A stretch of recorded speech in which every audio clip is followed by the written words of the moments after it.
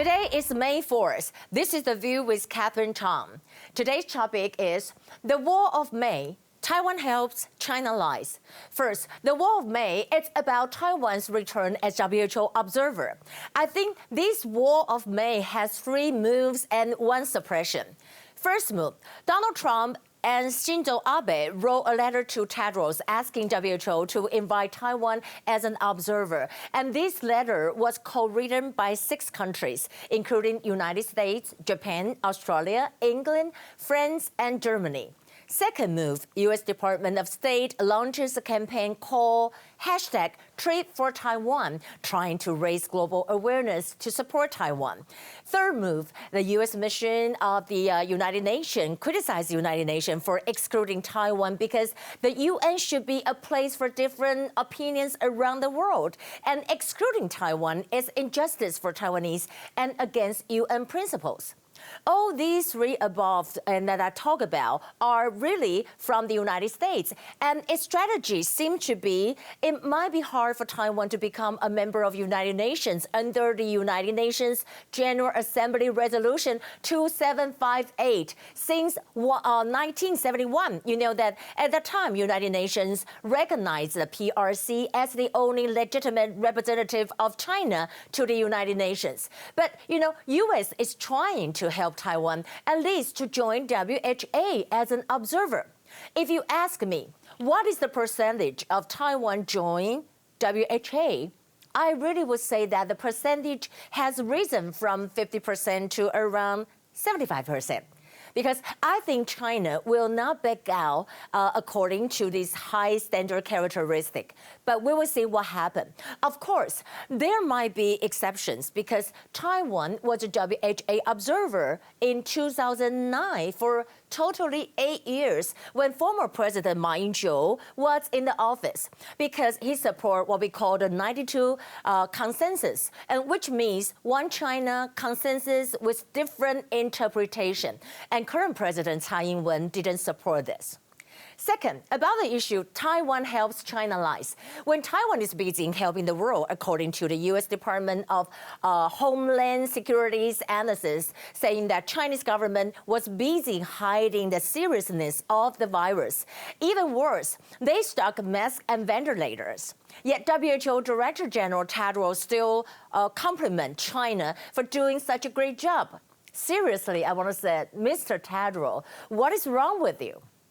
Here are the top stories. Today, we have 1 confirmed case. It's a woman who studied in the United States. As to the Panshi Fast Combat Support Ship, there are 4 confirmed cases yesterday, and today they have 1 more. Well, let's take a look at the WHO issue. Sky News presenter Adam Bolton interviewed Minister of Foreign Affairs Joseph Wu. He asked, what do you think the rest of the world should do? And he said that, as you know, Donald Trump is talking about withholding funds as he believes that the WHO too close to the PRC. And Minister of Foreign Affairs Joseph Wu responded, to us here in Taiwan, the most important thing is to allow Taiwan to participate in the WHO either as a member or observer, and actually allow Taiwan to do this. And Taiwan can really participate in all conferences. WHO seems to need some reform and some major reform so that the WHO can perform up to the world's expectation. And the WHO did not seem to doing its adequate job in educating the international community. And we know that, however, it seems that the reform is too hard for WHO because since its good friend China won't allow it to happen. Because China's kind of object to Taiwan's WHA attendance based on the political principles, Chinese Representative Office to Geneva spokesperson Liu Yuying, he also said that during the conference, he said China is the motherland of the Taiwan region.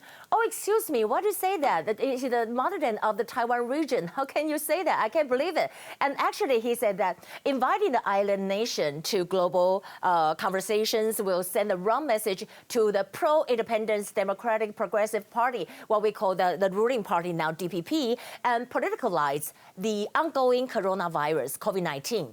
But I would like to say that China, excuse me, who exactly is playing the political games? If you don't want to make this pandemic related to politics or whatever political issue, then stop using it as an excuse to push Taiwan away from WHO and WHA.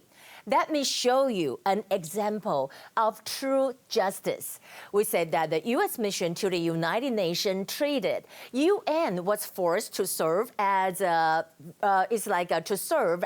venue for all voices, and really the forum that welcomes a kind of diversity of views and perspectives and kind of promote human freedom.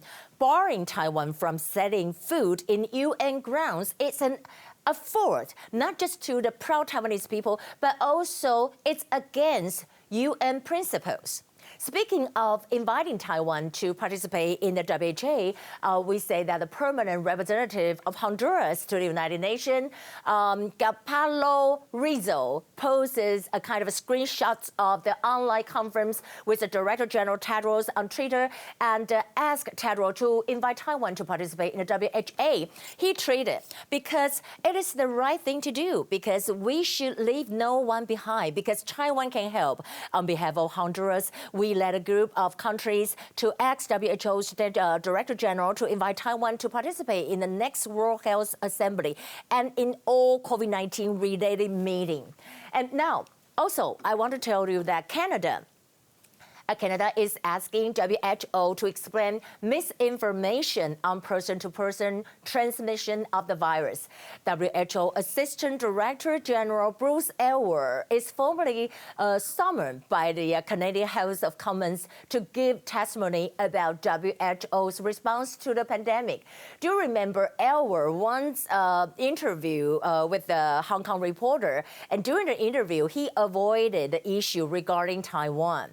Now, let's switch to the United States. The U.S. President Donald Trump said China made a kind of horrible mistake and didn't want to admit it. And during the interview, what Trump said is that he said, my opinion is that they made a mistake. They tried to cover it. They tried to put it out. It's like a fire, you know. It's really like trying to put out a fire. They couldn't put out the fire. U.S. Secretary of State Mike Pompeo also stated that enormous evidence coronavirus came from Chinese lab. And he said that, I can tell you that there is a significant amount of evidence that this came from that laboratory in Wuhan. He said, look, the best experts so far seem to think it was man-made. I have no reason to disbelieve at this moment. Well, Taiwan is a beacon of light. The BTI Transformation Index showed Taiwan remained among the world's top 20 economic in terms of macro stability, international competitiveness, and also the market-friendly policies. And also, I would like to say that now let's take a look at this. We see how the U.S. Secretary Pompeo doing. He's doing the dishes. I think it's last year's Thanksgiving, after Thanksgiving party. And this is the wife doing the praying card. He said that, I wash the dishes for my wife.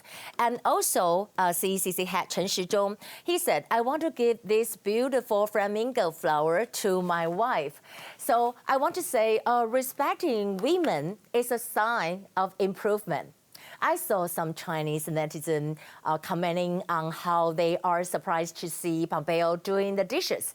But actually, they don't need to be surprised. They should just ask Xi Jinping to do the same. How do you think about that? And that would be today's The View with Catherine Chang. I'll see you tomorrow.